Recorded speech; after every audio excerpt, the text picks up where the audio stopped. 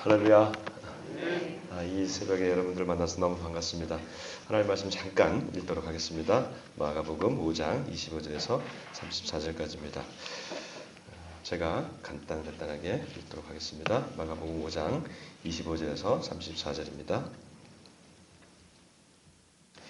12회를 전력적으로 알아온 한 여자가 있어 많은 의사에게 많은 괴로움을 받았고 가진 것도 다 허비하였으되 아무 효험이 없고 도리어 더 중하였던 차에 예수의 소문을 듣고 무리 가운데 끼어 뒤로 또 와서 그의 옷에 손을 대니 이는 내가 그의 옷에만 손을 대어도 구원을 받으리라 생각함일러라.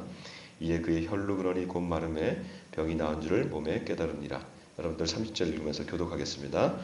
예수께서 그 능력이 자기에게서 나간 줄을 그 스스로 하시고 무리 가운데서 돌이켜 말씀하시되 누가 내 옷에 손을 대었느냐 하시니 제자들이 여짜오되 무리가 애워싸 미는 것을 보시며 누가 내게 손을 대었느냐 물으시나이까 하되 예수께서 이 일을 행한 여자를 보려고 둘러보시니 여자가 자기에게 이루어진 일을 알고 두려워하여 떨며 와서 그 앞에 엎드려 모든 사실을 여쭈니 예수께서 이르시되 가라 네 믿음이 너를 구원하였으니 평안히 가라 내 병에서 놓여 건강할지어다. 아멘. 어제 목사님에게서 전화 왔습니다. 어제 아침에 전화 왔습니다. 새벽 기도회가 취소되었구나 생각을 했습니다. 근데 아침에 목사님 말씀하시면서 계속해서 하고 있는데 우리가 교회가 기도하고 목사님을 기다리고 있습니다. 그 말을 듣는데 굉장히 큰 도전이 되는 거예요. 사실 제가 이번 주에 그런 일이 없는데 딱 이번 주에 한 4개 교회에서 이렇게 요청을 받았어요. 그래서 굉장히 많이 좀 다니게 되었었습니다. 그런데 지난주 주말로 다 캔슬됐습니다. 근데 오직 신일교회만 새벽 기도를 그것도 3일 연속 한다는 거예요. 제가 하나님께 물었습니다. 하나님, 어떤 교회입니까? 그리고 어떤 말씀을 전해야겠습니까? 하는데 주께서 그런 마음을 주세요. 나를 믿고 내 이름을 의지하고 나오는 성도들에게 나의 복을 내리리라. 하나님께서 굉장히 큰 마음으로 지금 이 시간에 함께 하십니다. 오늘 특별히 이번 주간에 복음에 대해서 얘기를 듣는다고 말씀드렸습니다. 저도 3일 내내 오늘부터 시작해서 복음이 어떤 일들을 하는지에 대해서 오늘 같이 나누기를 원합니다. 오늘 특별히 첫날로 복음은 인생을 구원하여 변화시킵니다 라는 제목으로 여러분과 함께 말씀을 나누고 싶습니다. 여러분, 하나님께서 우리에게 생명을 주셨습니다. 우리가 이 생명에 대해서 잘 모릅니다. 왜냐하면 우리가 생명을 받아서 우리가 누리는 것으로만 알고 있는데, 그리고 이 생명을 획득하는 걸로 알고 있는데 전혀 그렇지 않습니다. 왜 그래요? 여러분 지금 보세요. 지금 코로나 바이러스 보이지가 않죠? 그러니까 무섭죠? 그게 왜 무서워요? 결국은 이 코로나 바이러스가 내 생명을 앗아갈까 봐 무섭죠? 그렇잖아요. 내가 내 생명을 지키는 게 아니라는 거예요. 그러므로 이 생명은 다시 말씀드리면 하나님이 주신 축복입니다. 이건 내가 가진 게 아니에요. 하나님은 우리를 만드시고 그 코에 생기를 불어 넣으시면서 생명이 되게 하신 거예요. 그러므로 우리는 생명을 받은 겁니다. 이 생명은 하나님이 주신 가장 놀라운 축복이에요. 저는 이 생명만큼 좋은 단어가 없는 것 같아요. 그래서 제가 6년 전에 교회를 개척했는데 이름을 생명나래 교회라고 하셨습니다. 이름에다가 아예 생명을 넣어버렸어요. 그랬더니 이 생명을 귀하게 여기니까 하나님이 작은 교회, 개척교회입니다. 이제 우리 아이들까지 다 합쳐서 한 100명밖에 아직 되지 않아요. 그런데 작년에 아이들이 8명 태어났어요. 여러분 정말 놀라운 일 아니에요? 오늘 목사님 가정 보니까 3명 있는데 우리 교회 가정은 3명은 기본입니다. 아이들 막 4명, 5명 그것도 안 돼가지고 입양을 하고요. 버려진 생명도 생명이다 해서 입양을 하기 시작하고 생명을 가져가는 거예요. 하나님이 주신 생명은 누리는 겁니다. 생명은 풍성한 거예요. 이 생명을 주시는 거예요. 근데 이 생명을 주셨는데 죄가 이 땅에 들어오니까 생명이 파괴가 되는 거예요. 여러분 결국 죄는 생명을 갉아먹고 올가매고 묶어요. 여러분 생명을 보세요. 죄가요 계속해서 묶습니다. 그런데 하나님의 이 복음은 펼쳐지는 거예요. 신천지 보시죠. 신천지가 왜 이렇게 폐쇄적이에요? 그 죄기 때문에 그래요. 사람들을 올가매요. 절대로 다른 데다 가지 못하게 해요. 24시간 감시해요. 마귀는 계속해서 우리를 올가매고 묶어버리고 어딘가 매이게 합니다. 그러나 복음의 역사는 풀어놓아 다니게 하라. 놀라운 역사가 있는 거예요. 죄가 들어옵니다. 그러니까 생명을 올가매는 거예요. 그러니까 생명이 올가매어지니까 관계들이 파괴가 됩니다. 오늘 말씀은 혈루증 걸린 여인의 이 고침을 받는 얘기예요. 그러면 다 알고 있는 내용입니다. 그래서 예수님께서 네 병에서 나아 평안히 가라. 네 병에서 나아 건강할지어다 라는 것에 우리가 초점을 맞춰요. 근데 그 앞에 보면 이런 말씀을 하세요. 내 믿음이 너를 구원하였으니. 이 여인에 대해서는 우리가 그냥 병에 나은 걸로만 알고 있고 오늘날 같이 지금 이렇게 무서운 병이 지나가는 이 시기에 이 말씀이 얼마나 위로가 됩니까? 그런데 예수님께서는 내 병에 나아 건강할지어다 라고 말하기 전에 한 말씀을 하셨어요. 그게 뭐냐면 네 믿음이 너를 구원하였다는 거예요. 구원하였다.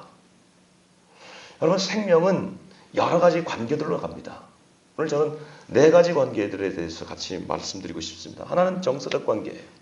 두 번째는 경제적 관계예요. 세 번째는 사회적 관계를 가져갑니다. 마지막으로 영적인 관계가 있습니다. 이 혈루증 걸린 여인은 단순히 육체의 아픔만이 있는 게 아니에요. 하나님이 주신 그 고귀한 생명, 그 생명 안에 죄라고 하는 이 병마가 들어왔어요. 그러니까 이 관계들이 파괴되기 시작하는 거예요. 첫 번째가 정서적 관계입니다. 이 여인은 오늘 말씀을 보니까 많은 의사에게 많은 괴로움을 받았다. 12회를 혈루증으로 걸렸다. 여러분 12회를 혈루증 12년이에요. 한 병을 12년 앓고 있다 생각해 보십시오. 혹시 이 가운데 병을 앓고 있는 분 계십니까? 1년, 2년 이 정도의 병이 아니에요. 12년이에요. 12년이면 이 여인은 도대체 몇 년을 여기다가 허비했느냐? 여러분 이 여인의 병은 혈루증이래요. 혈루증이 뭐예요? 피를 흘리는 거예요. 이게 단순히 한 달에 한 번 흘리는 그런 정기적인 그런 게 아니라 매일 피가 나오는 거예요. 하혈을 한다는 얘기예요. 그 여인으로서 이게 얼마나 아픈 병이에요. 근데 12년이다. 그럼 여인 생각해 보십시오. 날 때부터 12년 동안 이런 병이 있었을까요? 아니에요. 이 여인은 대충 아마 사춘기를 지나면서 이런 병이 생겼을 거예요. 그러면 적어도 사춘기 이후란 말이죠. 10대 이후 일어났으면 지금 20대나 30대 초반입니다. 여인의 황금기를 지금 피를 흘리며 살고 있는 그런 과정이 있는 거예요. 그러니 이 여인의 마음이 얼마나 아프겠어요. 꽃다운 나이에 매일 이런 일들을 당하니 사람들에게 갈 수도 없습니다. 불결합니다. 오늘 성경 말씀 보니까 많은 의사에게 많은 괴로움을 당했다. 그럼 많은 의사, 이거 남성형이에요. 당시 남성들이 그 의사예요. 여인의 가장 그 수치스러운 부분들을 남성들에게 보인다는 거. 이 여인, 정서적으로 이 수치심, 불안함, 그 자격지심, 이 모든 게 다 무너졌어요. 그렇지 않겠어요? 얼마나 상한 감정이 되었겠습니까? 성경에 보면 여인들이 등장해요. 성경에서 나오는 여인들은 대부분 다 깨어진 여인들이에요. 나옴이라든지 한나라든지 다 깨어진 여인들이 나옵니다. 마리아라든지. 그럼 마리아도 얼마나 깨어진 여인입니까? 처녀가 아들을 낳는다고 하니 얼마나 그의 마음이 무너지겠어요. 사람들에게 손가락질 당합니다. 평생 그는 손가락질 당한 여인이에요. 예수님을 향해서 뭐라고 합니까? 그가 마리아의 아들 아니냐? 주로 성경에는 요셉의 아들 이렇게 나와야 되는데 아버지를 나오는데 마리아의 아들이 아니냐? 이 얘기는 뭐예요? 이 사람은 여전히 그 당시에 마리아는 성령의 잉태를 받았다는 것은 마리아만 알고 있지 사람들에게는 소외받는 거예요. 깨어진 가정, 깨어진 삶, 이 마음, 이 수치심. 예수님께서 말씀하십니다. 따라 네 믿음이 너를 구원하였으니 라는 거예요. 단순히 육체의 회복이 있는 게 아니고 예수님께서 말씀하시는 이 치유는, 이 구원은 그 상한 감정의 치유예요. 그 수치심, 그 아픔. 성경에 이 여인 말고 또 한 여인이 나옵니다. 간음의 현장에서 잡힌 여인이 나와요. 돌로 쳐 죽여야 돼요. 사람들이 돌로 죽이려고 돌을 들고 있습니다. 그때 예수님께서 다 데리고 나와요. 우리 율법에 의하면 이 사람은 돌에 맞아 죽어야 되는데 당신은 어떻게 생각합니까? 예수님을 시험하는 거죠. 죽이라고 할 수도 없고 이렇게 사랑이 없느냐. 죽이지 말라고 할 수도 없고 율법을 어기는 거기 때문에 아주 딜레마입니다. 예수님께서 이런 말씀을 하십니다. 너희 중에 죄 없는 자가 먼저 쳐라. 다 양심의 가책을 받고 돌아갑니다. 예수님 눈을 들어서 그 여인을 보고 이렇게 말해요. 저는 이 장면이 아주 이 여인을 살렸다고 봐요. 이미 이 여인은 죽었어요. 그럼 간음의 현장에서 잡혀있는 여인이에요. 벌거벗은 채 왔을 거예요. 겨우만 겉옷만 입고 왔을 거예요. 수치심으로 가득해요. 이 여인은 이미 죽었어요. 예수님께서 이런 말씀하세요. 나도 너를 정죄하지 아니하노니 가서 다시는 죄를 짓지 마라. 이 예수님의 이 한마디가 여인을 완전히 감싸주시고 옷을 입혀주시고 살아나게 하셨어요. 살아나게 하셨어요. 우리는 이 감정이 어디서 나옵니까? 상한 감정이 어디서 나와요? 마음에서부터 나와요. 마음을 공격해요. 사단은 계속해서 우리의 상한 감정을 파고들어요. 그렇지 않아요? 사단은요, 우리 육체를 공격하는 것은 이거는 쉬워요. 이건 병으로 고쳐 나가고, 이렇게 마스크 쓰고, 그렇죠? 약 바르고 그러면 돼요. 그럼 보이지 않는 이 마음의 상처들을 해치부업할 때는 여러분 어떻게 합니까? 다 넘어져요. 우울증이 다 찾아옵니다. 조울증이 찾아옵니다. 상한 감정을 계속해서 후벼냅니다. 아이들 때리기 시작합니다. 가정의 학대. 가장이 왜 아이들을 학대합니까? 어릴 때부터 받았던 상처. 그 상처를 가지고 아이들을 학대합니다. 복음은 이 상한 감정을 성경에 보니까 쓴뿌리라도 예수의 복음이 회복시킨 줄 믿습니다. 두 번째는 경제적 회복이에요. 이 여인은 이렇게 되어 있습니다. 많은 의사에게 많은 괴로움을 받았고 가진 것도 다 허비하였으되 가진 것도 다 허비하였으되 이 여인이 가지고 있던 것 다 팔아먹었겠죠. 만약에 그가 결혼하지 못했으면 부모의 것을 다 탕진했겠죠. 부모가 이 여인을 위해서 자기의 딸을 위해서 다 쓰지 않았겠어요? 아니면 만약에 결혼했다면 그의 남편이 이 여인을 고치려고 다 노력했겠죠. 그의 온 가족은 이 여인을 고치려고 다 했을 거예요. 근데 아무것도 남지 않았어요. 남은 것은 경제적 고통밖에 없어요. 모든 물질의 수단이 다 끊어져 버렸을 때, 소망이 없을 때 극빈층의 상태로 들어가는 거죠. 여러분 어떠신지 모르겠습니다. 경제적 고통을 당해 보셨는지 모르겠어요. 물질이 너무 없어서. 저는 사실은 굉장히 가난한 집에서 태어났어요. 저희 아버지도 개척교회 목사님이세요. 대를 이어 저희는 교회를 개척했어요. 저희 아버지 교회가 여기 신일교회가 속해 있는 황동교회 목사님이셨어요. 제가 오늘 와서 보니까 황동교회라고 하더라고요. 꿈에만 듣던 황동교회 교회를 오다니 황동교회. 아버지가 교회를 개척하고 원래 아버지가 늦게 교회를 예수님을 믿으셨어요. 어머니를 그렇게 핍박했어요. 시골에서. 그러다가 예수 믿는 어머니를 막 때리다가 제가 어릴 때는 제가 초등학교 들어가기 전에 맨날 아버지가 장사 갔다가 돌아오면은 전국을 떠돌아다니다가 돌아오셔서 장사하고 집에 오면 어머니는 부흥회를 가 있는 거예요. 예수를 믿는 거예요. 그러면 돌아오면 애들 안 본다고 그렇게 엄마를 때렸어요. 저희 어머니는. 그 어머니를 때리던 거 엄마는 그걸 싫어가지고 막 도망 다니는 거 그 기억밖에 없어요. 그런데 그 어머니를 때리는데 도대체 교회가 어떤 데인가 한번 따라가 본 거예요. 그날이 부흥회였던 거예요. 그 붕괴 때 우리 아버지가 성령을 받은 거예요. 예수도 모르는데 성령을 받아버린 거예요. 이분이 돌아보내셨어요. 그래서 그날로 갑자기 막 신학을 하겠다고 해가지고 예수를 믿자마자 신학을 해버린 거예요. 그래서 시골에서 전도사를 하다가 어머니가 서울 분이셨거든요. 그래서 어머니와 함께 서울로 올라오셔서 1980년에 봉천동에서 교회를 개척하신 거예요. 그 봉천동에서 교회를 개척했는데 교회 그 조그마한 상가를 하나 빌려가지고 거기서 이제 교회를 개척하고 저희는 살 곳이 없어서 옥상에다가 가건물을 지었어요. 그래서 가건물에서 저희는 6가정이 식구인데 6식구가 그 가건물에서 같이 생활을 하는데 교회를 같이 생활하다가 같이 그 교회 생활하던 어떤 분이 그 교회를 이제 나가셨어요. 떠난 분이 많아요. 저도 개척교회를 해보니까 떠난 분이 많더라고요. 떠나는데 이번에 그냥 떠나지 않고 당시에 동사무소에다가 얘기를 해가지고 거기 불법 가옥을 하나 만들었다는 거예요. 신고를 한 거예요. 그때 중학교였는데 중학교 2학년 때였던 것 같아요.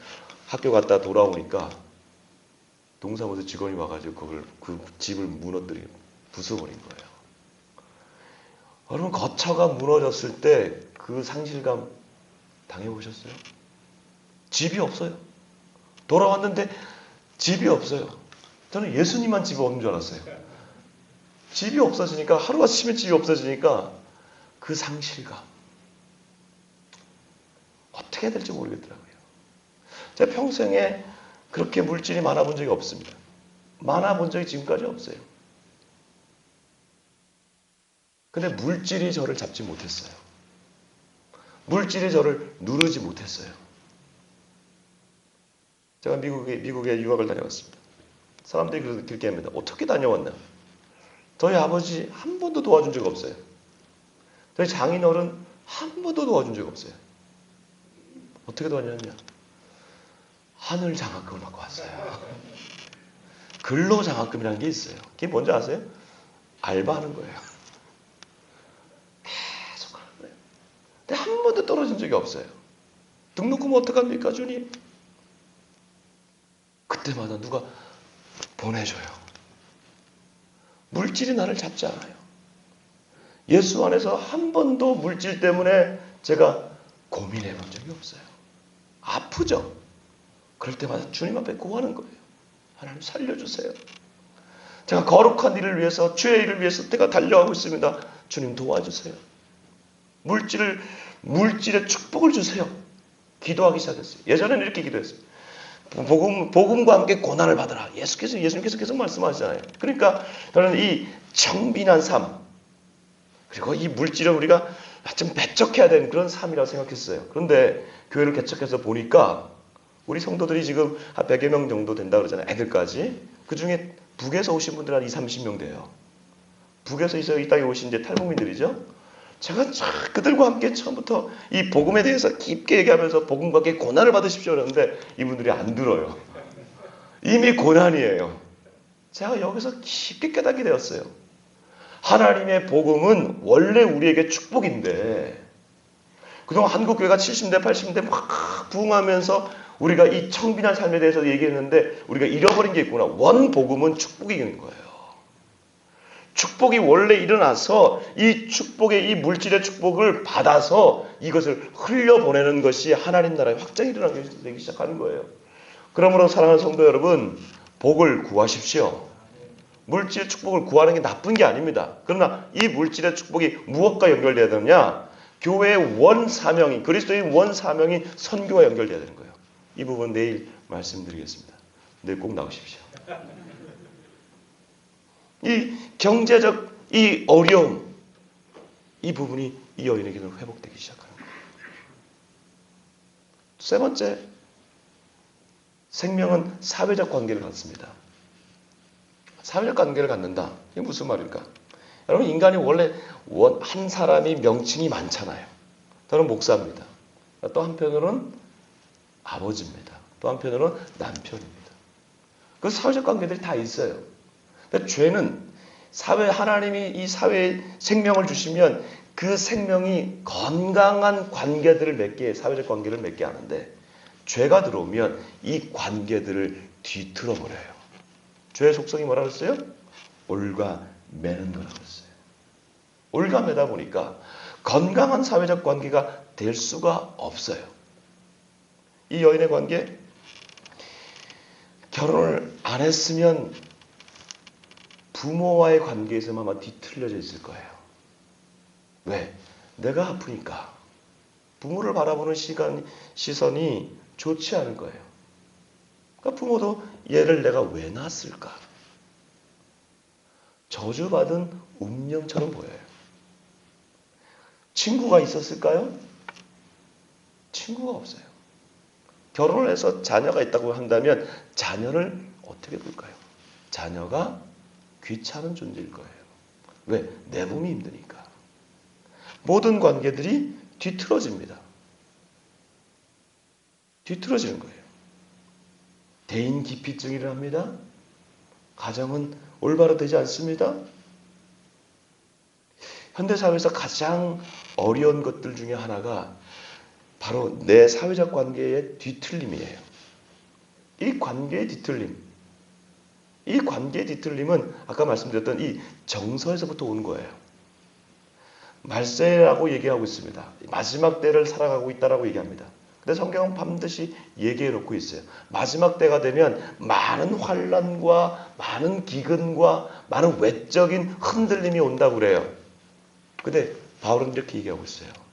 말세가 되면 고통하는 때가 되나니 여러 가지를 얘기하는 중에 원통함을 풀지 아니하며 원통함을 풀지 아니하며 정서에 대한 얘기를 해요. 왜 우리가 정서가 중요합니까? 내 안에서 이 관계들을 올가매는 이 올가미에 나도 엉켜있기 때문에 관계가 회복되지 않는 거예요. 이 관계 어떻게 보는 거예요? 비교하기 시작하는 거예요. 많은 사람들이 자신의 건강한 관계를 하나님 안에서 찾아야 되는데 죄는 하나님의 관계를 묶어버리니까 나와 하나님의 관계에서 내가 끊어져 버리니까 내 안에 나를 사랑하는 이 관계로만 계속해서 가게 되는 것이죠. 그러다 보니까 이게 비교하게 됩니다. 나를 보고 옆 사람을 보니까 이 사람이 훨씬 좋아요. 이 사람이 너무 좋아요. 열등감에 빠져요. 수많은 사람들이 열등감에 빠져요. 이 열등감은요, 다른 말로 하면 우월감의 반대입니다. 반드시 우리는 비교하게 되고, 비교하게 되면 저 사람의 좋은 점만 보이게 되고, 그럼 나는 열등하게 되는데, 딴 사람의 열등함을 보면 나는 어떻게 되죠? 내가 우월해지는 거예요. 그러니까 우월감과 열등감은 이게 항상 같이 가는 거예요. 하나님 안에서 나를 발견하지 못한 자들은 계속해서 열등감을 가지든지 아니면 여러분 우월하게 되는 거죠. 이건 뭐예요? 이거는요 세상의 논리예요. 이거는 시장의 논리예요.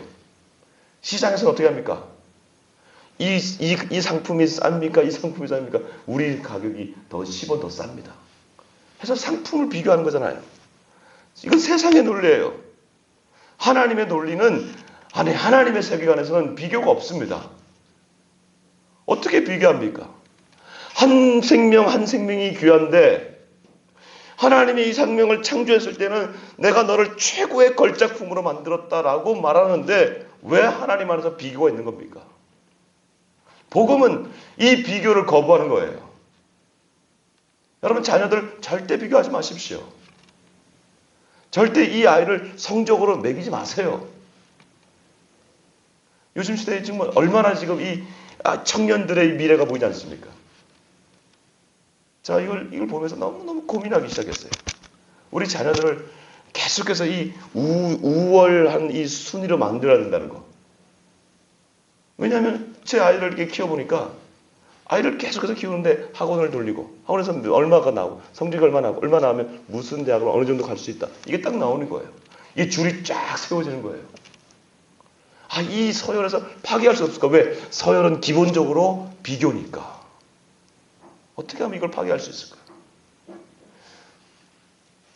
저희가 이제 학교에서 저희 그 교회가 작지만 학교를 시작했어요. 학교를 시작하면서 대안학교를 시작했어요. 교육은 절대로 서열을 매기는 것이 아니다. 복음 안에서 이 아이는 한 생명 한 생명이 귀하다.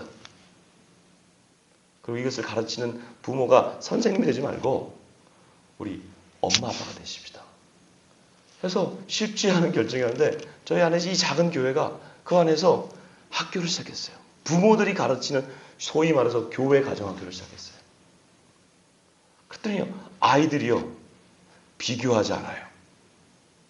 상을 줍니다. 네 라고 순종했어요 라는 상을 줘요. 엄마 아빠에게 인사 잘해요 상을 줘요. 다른 상을 주지 않아요. 국어 1등 했습니다. 그런 상 없어요. 하나님 안에서 자신에게 주어진 순종하는 상, 은사를 개발하는 상, 이런 것들을 개발해서 아이들에게 주니까 너무 좋아하는 거예요. 왜? 우리는 계속해서 세상은 비교하기 시작합니다. 비교하다 보니까 우월해지고 열등해지는 거예요. 비교를 거부할 때 하나님 안에서 내가 발견되는 거예요. 복음은 하나님 안에서 나를 발견해내는 놀라운 힘이 있습니다. 여러분 비교하지 마세요. 옆 사람과 비교하지 마세요.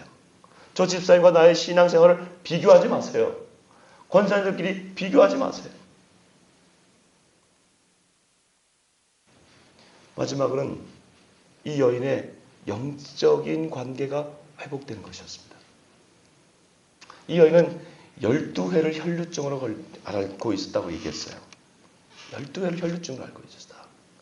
물론 이 병이 중요합니다. 그런데 이 병은 성경에서 말하면 구약에서 보면 어떤 병이냐? 하나님이 부정하다고 적어놓은 병이에요. 단순한 병이 아니에요. 문둥병이 부정했죠? 피를 흘리는 것이 부정한 병이었습니다. 그래서 이 여인은 부정한 사람이기 때문에 이스라엘 공동체 내에서 있으면 부정한 사람이 되는 거예요. 그래서 이 여인이 가는 곳마다 사람들이 부정 탄다 그러죠? 부정을 타는 거예요. 그래서 성경에 보면 부정한 사람이 앉은 곳, 피를 흘린 사람이 앉은 곳은 하루 동안 부정합니다. 그 사람이 만진 것은 하루 동안 부정합니다. 부정한 것을 또 만진 사람도 이게 또 부정해져요. 부정을 탄다는 얘기죠. 근데 이게 뭐라고 기록되어 있어요? 율법에 기록되어 있어요. 그러니까 이 여인은 다른 말로 하면 나는 하나님으로부터 버림받은 여인이에요. 이 부정한 여인이 지금 어떤 일을 하는 거예요? 예수님이 지나간다는 소리를 들으니까 그 마을에 어귀에서 기다리고 있다가 사람들 다 알아요. 그러니까 몰래 얼굴을 가리고 예수님 뒤로 따라가가지고 감히 이런 표현을 쓰었습니다. 감히 그가 예수님의 옷자락을 만집니다. 여러분 이건 예수님을 부정하게 하는 일이에요. 예수님 부정 타는 일이에요. 그런데 그 여인이 예수님의 옷자락을 만지는 순간 놀라운 일이 납니다. 우리 예수님이 부정해지는 것이 아니라 이 부정한 여인이 회복되는 겁니다. 예전에는 부정한 여인과 문둥병자들은 마을에서 쫓아내고 그들을 만지지도 말라고 했는데 오늘 하나님의 아들 예수님을 만진 그 여인이 부정해지는 것이 아니라 예수님께서 그 능력이 빠져나감으로 그 여인이 회복되고 그 부정이 끊어지고 혈루의 근원이 말라버리게 되는 것이죠. 우리 사랑하는 예수님께서 이렇게 말씀하십니다. 누구든지 목마르거든 내게로 와서 마시라. 나를 믿는 자는 그 배에서 생수의 강이 흘러나오리라. 누구든지 목마른 자들은, 여러분 여기서 누구든지는 저와 여러분 다 포함된 줄 믿습니다. 여러분이 비록 이 혈루증을 갖고 있는 이 부정한 여인이 할지라도 마을에서 소외돼서 하나님으로부터 나는 버림받았다라고 했던 그 여인마저도 예수님의 옷자락을 만졌을 때에 그 배에서 생수의 강이 흘러나옵니다. 저는 이 말씀을 준비하면서 신천지 교인들이 생각났어요. 여러분 신천지 교회를 파기하고 저는 신천지 하면 피가 거꾸로 돌아요.